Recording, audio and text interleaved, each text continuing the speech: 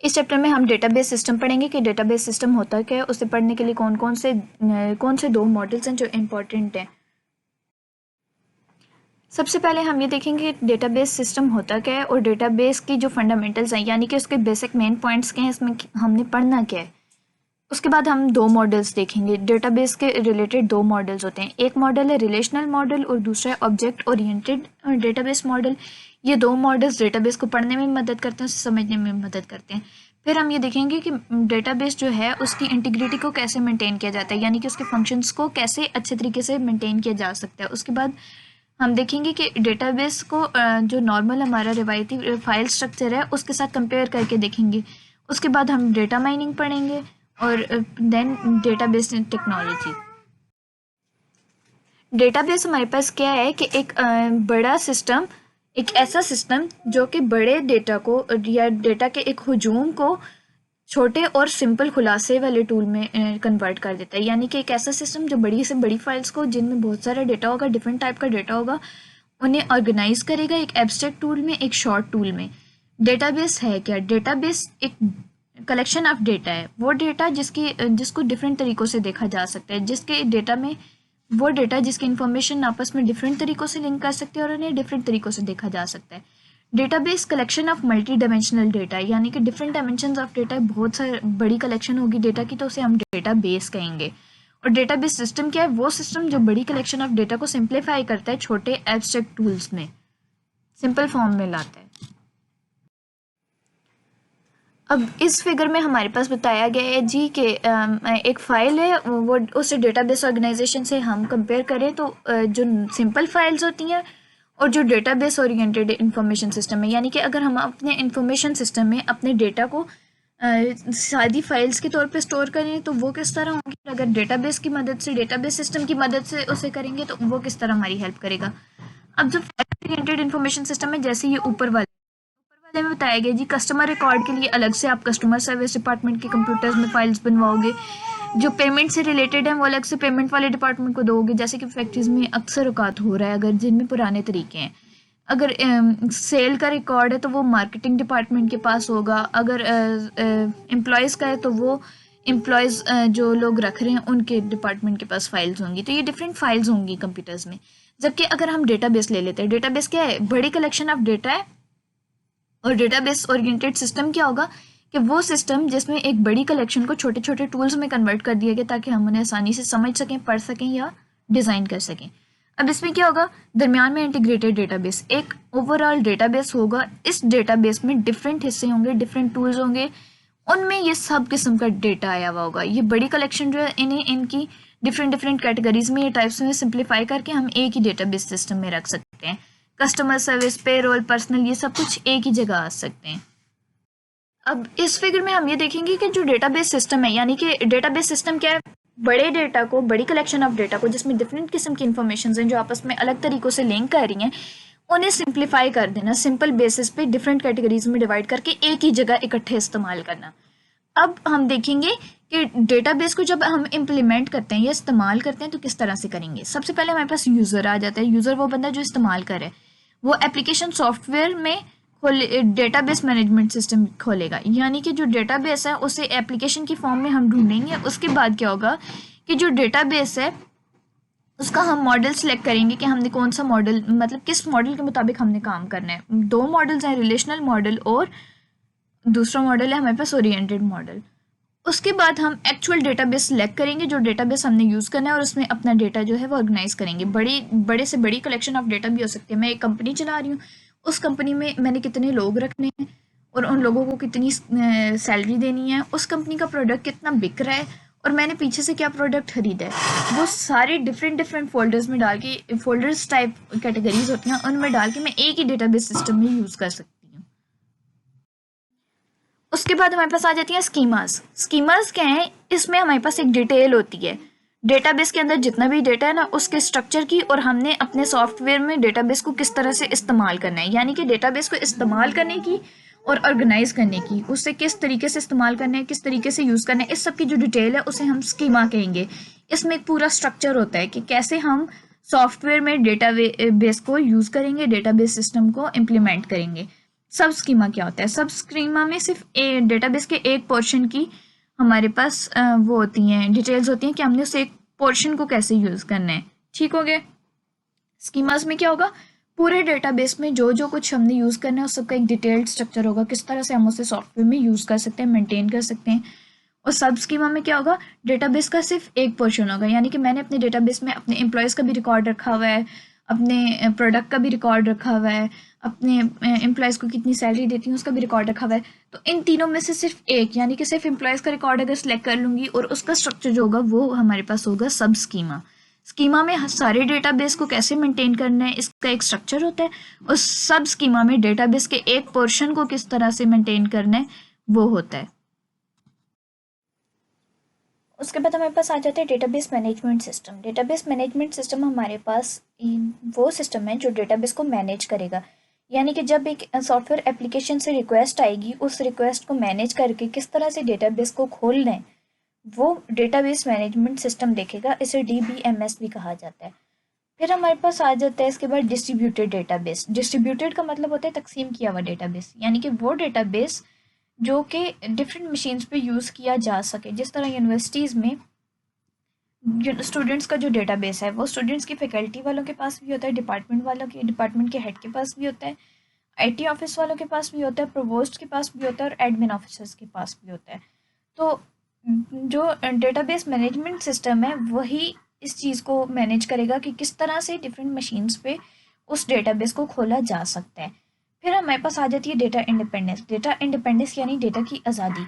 तो इंडिपेंड यानी वो किसी और चीज़ के साथ रिलेट नहीं कर रहा है या किसी और चीज़ का उसके ऊपर कोई कंट्रोल नहीं है। तो इसका मतलब ये है कि जो डेटा की ऑर्गेनाइजेशन है वो चेंज की जा सकती है बगैर सॉफ्टवेयर चेंज किए। यानी कि अगर हमने कुछ चेंज करना है, जैसे कि अगर हमारे HOD ने हमारे पोर्टल पे मार्क्स लगाने हैं तो वो बगैर एडमिन ऑफिस से सॉफ्टवेयर अपलोड किए या इंस्टॉल करवाए अपने फ़ोन में हमारा पोर्टल खोल के या अपना पोर्टल खोल के टीचर्स वाला हमारे मार्क्स को वो चेंज कर सकता है।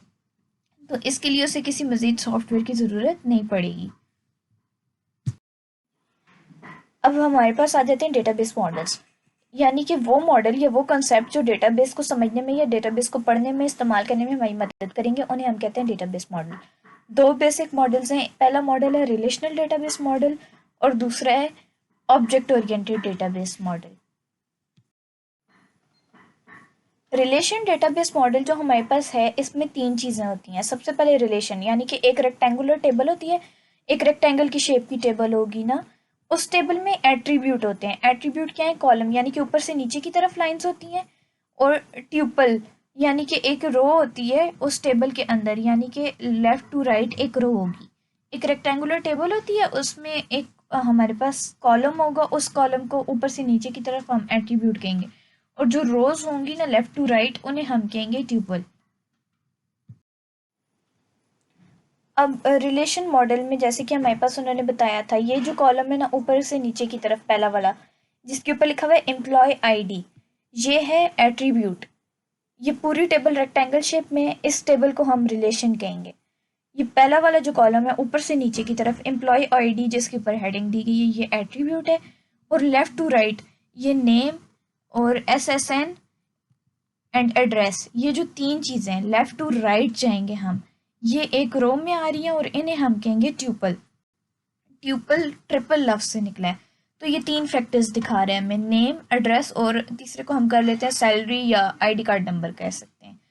तो पहला वाला ऊपर से नीचे की तरफ एम्प्लॉय ID वाला ऊपर से नीचे की तरफ एट्रीब्यूट है, नेम, एड्रेस और SSN लेफ्ट टू राइट देखेंगे एक बंदे का तो वो हमारे पास ट्यूपल है। ट्यूपल यानी कि वो तीन चीज़ें बता रहे हैं, और इस पूरी रेक्टेंगल टेबल को रिलेशन कहेंगे। तो ये रिलेशन मॉडल डेटाबेस है, यानी कि इसमें एक ही जगह पे हमने एम्प्लॉयज़ की IDs भी बताए हुए हैं कि हमारी कंपनी में वो काम कर रहे हैं, तो कंपनी ने उन्हें कौन सा ID नंबर दिया है, उनका नाम भी है, उनका एड्रेस भी है और उनके CNIC या सैलरीज भी हैं। तो एक ही जगह पे एक ही प्लेटफॉर्म पे हमने उनके बारे में डिफरेंट डेटा सेव किया हुआ है।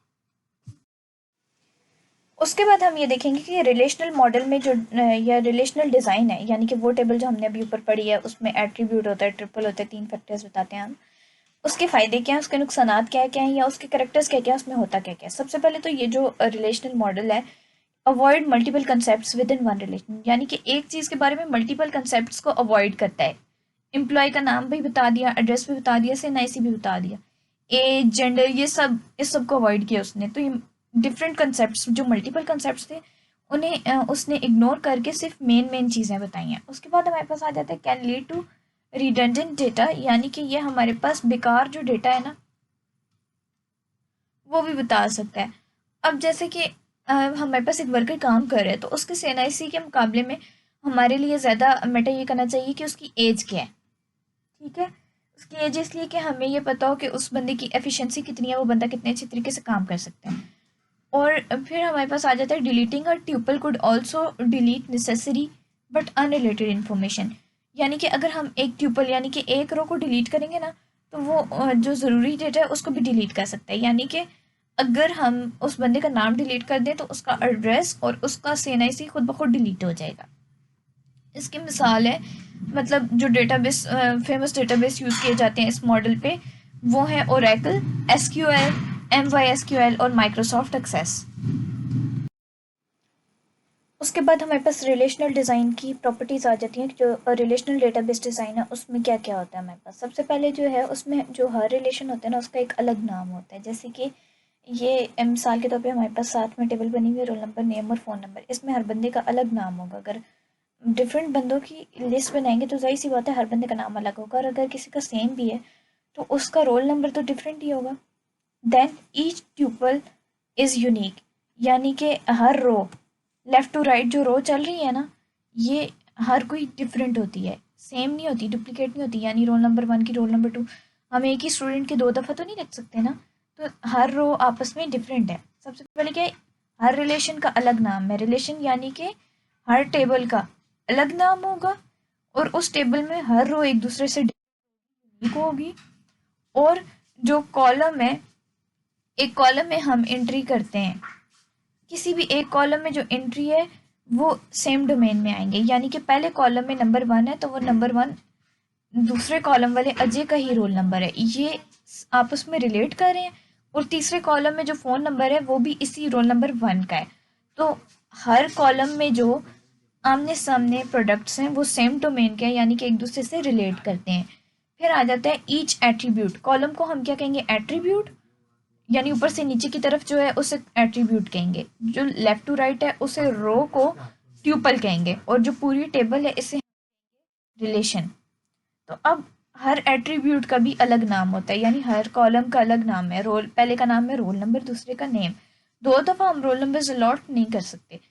फिर हमारे पास आ जाता है ऑर्डर ऑफ कॉलम्स और rows is irrelevant, relations are unordered, यानी कि जो कॉलम्स है ना इनका ऑर्डर जो है वो हम अपनी मर्जी से कर सकते हैं। मतलब नाम से पहले फ़ोन नंबर कर सकते हैं, या फ़ोन नंबर से पहले नाम कर सकते हैं, हमारी मर्ज़ी है। ये रोल नंबर हम बाद में जाके लिख सकते हैं, तो ये ऑर्डर स्पेसिफिक नहीं होता। उसके बाद हमारे पास आ जाता है कि ईच सेल ऑफ रिलेशंस में कंटेन एग्जैक्टली वन वैल्यू, यानी कि जो एट्रीब्यूट्स की वैल्यू है ना, कॉलम्स की वैल्यूज़ हैं, उन्हें हमने स्पेसिफिक रखना होता है। यानी रोल नंबर हमने एक बंदे का रखा है तो उसी बंदे का हम आगे से नाम भी लिखेंगे, डिफरेंट नहीं करेंगे, सेम ही रखेंगे। अच्छा, उसके बाद इसमें जो हम मिसाल देख रहे हैं ना वो एक ऐसे रिलेशन की देख रहे हैं जिसमें रिडंडेंसी है, अ रिलेशन कंटेनिंग रिडंडेंसी। सबसे पहले पता होना चाहिए रिडंडेंट डेटा वो डेटा होता है जो बेकार होता है, ये किसी काम का नहीं होता या ज़्यादा इंपॉर्टेंट नहीं होता। रिलेशन क्या है, ये रेक्टेंगल टेबल जिसमें हमने डेटा बताया हुआ है, इस डेटा में जो ऊपर से नीचे की तरफ कॉलम्स हैं उन्हें हम एट्रीब्यूट कहेंगे, और लेफ्ट टू राइट जो रोज हैं उन्हें हम ये जैसे मैं पहले बता चुकी हूँ उनको हम कहेंगे ट्यूपल्स।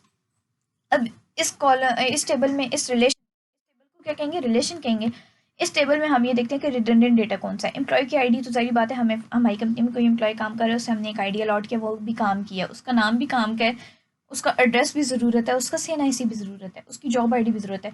लेकिन जॉब टाइटल बताना, हर बंदे का बताना, ये सेक्रेटरी है, ये बॉस है, ये ऑफिसर है, ये गार्ड है, वो बहुत ज़्यादा मुश्किल और कॉम्प्लिकेटेड हो जाएगा, और इस टेबल को ये बहुत ज़्यादा क्राउडेड बना रहे हैं, तो ये डेटा रिडंडेंट है। उसके बाद स्किल कोड, यानी कि वो बंदे का स्किल क्या है उसका कोड डालना।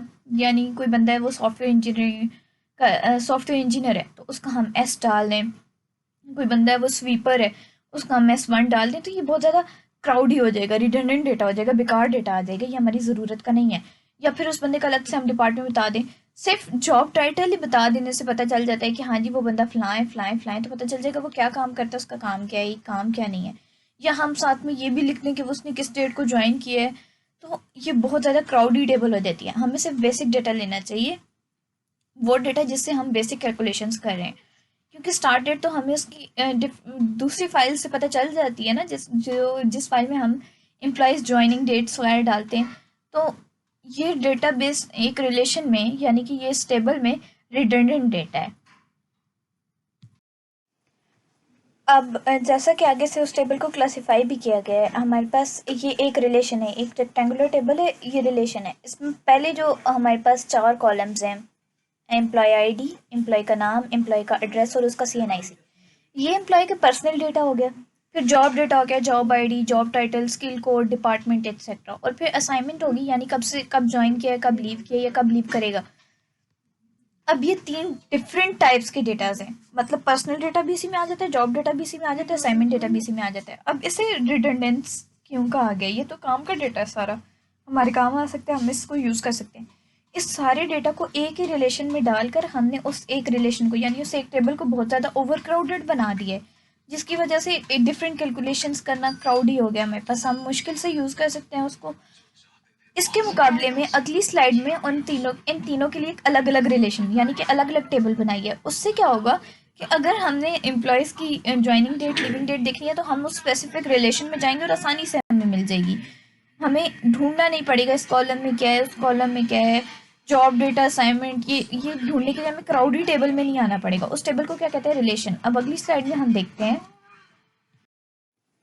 जैसे कि अब इधर बता दिया इन लोगों ने कि एम्प्लॉय के लिए जो उसका एम्प्लॉय डेटा है उसके लिए एक अलग रिलेशन है, जॉब के लिए अलग रिलेशन है और असाइनमेंट के लिए अलग रिलेशन है। इसमें हमारे लिए काम करना बहुत ज़्यादा आसान हो जाएगा।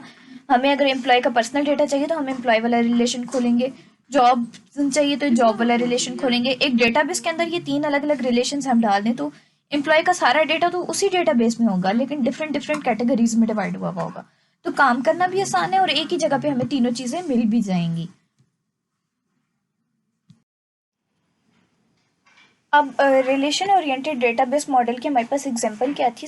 एसक्यूएल, स्ट्रक्चर क्वेरी लैंग्वेज, यानी कि मतलब जो वो चीज़ या वो टेस्ट या कहा जा सकता है डिज़ाइन, जिसमें हम रिलेशंस यूज़ करते हैं। रिलेशन क्या थी? वो रेक्टेंगुलर टेबल्स थी ना, जिनमें कॉलम्स थे, रोज थी, ट्यूपल्स थी। तो उस हिसाब का हम किस चीज़ में हम उसे यूज़ करेंगे। तो एसक्यूएल हमारे पास एक ऐसा डिज़ाइन है जिसमें हम इन सबको यूज़ करते हैं। अब इसमें हमारे पास होता क्या है कि रोज़ ऐड करने के लिए हमारे पास डिफरेंट ऑप्शंस होते हैं। ऑपरेशंस टू मैनिपुलेट ट्यूपल्स, यानी कि ट्यूपल्स क्या थी? रोज़ थी ना एक टेबल के अंदर, तो उन रोज़ को मैनिपुलेट यानी कि चेंज करने के लिए हमारे पास डिफरेंट ऑप्शंस होते हैं। 4 ऑप्शंस होते हैं। पहला होता है इंसर्ट की, यानी कि आपने एक ट्यूपल ऐड करनी है। दूसरा होता है अपडेट, यानी कि उस ट्यूपल में आपने डिफरेंट डेटा लिखना है, उस बंदे का नाम लिखना है, एड्रेस लेना है, कुछ भी। तीसरा ऑप्शन आता है डिलीट, यानी कि कोई भी ट्यूपल आपसे गलती से रिपीट हो गई है या गलत टाइप हो गई है तो आप उसको डिलीट कर दो। और चौथा ऑप्शन आता है सिलेक्ट, यानी कि आपने एक ट्यूपल को अरेंज करना है, मतलब पहले नंबर से उठा के चौथे पे लाना है, तो आप उसे सिलेक्ट करके चौथे नंबर पे लाओगे। फिर हमारे पास दूसरे नंबर पे जो आ जाता है, पहला वाला तो था हमारे पास रिलेशनल मॉडल, उसमें एक टेबल होती है, टेबल में कॉलम एट्रीब्यूट होते हैं और रोज होती हैं, वो ट्यूपल्स होती हैं, वो सिंपल सा है। अब आ जाता है ऑब्जेक्ट ओरिएंटेड डेटाबेस। ये वो डेटाबेस है जिसमें हम अपना जो डेटाबेस है ना, जो डेटा हमने कलेक्ट किया है उसे हम किस फॉर्म में डिज़ाइन करेंगे या कंस्ट्रक्ट करेंगे, ऑब्जेक्ट ओरिएंटेड पैटर्न को जहन में रखें, यानी कि जो ऑब्जेक्ट्स हैं, each entity stored as persistent object, यानी कि जिन चीज़ों के बारे में या जिस इंसान के बारे में या जिस भी किसी ऑब्जेक्ट के बारे में हम डेटा कलेक्ट कर रहे हैं ना, उनको पैटर्न्स की फॉर्म में जब हम जो है एक्सप्रेस करेंगे या डिज़ाइन करेंगे उनके दरमियान रिलेशंस को और लिंक्स को, तो वो ऑब्जेक्ट ओरिएंटेड डेटाबेस होगी, यानी कि डायग्रामेटिक फॉर्म।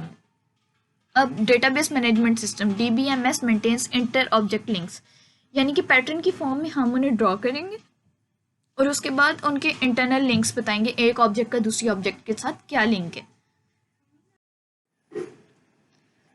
अब जैसे कि इस डायग्राम में हमारे पास ऑब्जेक्ट ओरिएंटेड डेटाबेस बताया गया, डिफरेंट दो ऑब्जेक्ट्स लिए हैं, एम्प्लॉयज़ लिए हैं और जॉब लिए हैं, यानी कि मेरी कंपनी है, कंपनी में मैंने एम्प्लॉयज़ रखे हुए हैं, वो एम्प्लॉयज़ और जॉब, ये दो ऑब्जेक्ट्स हैं।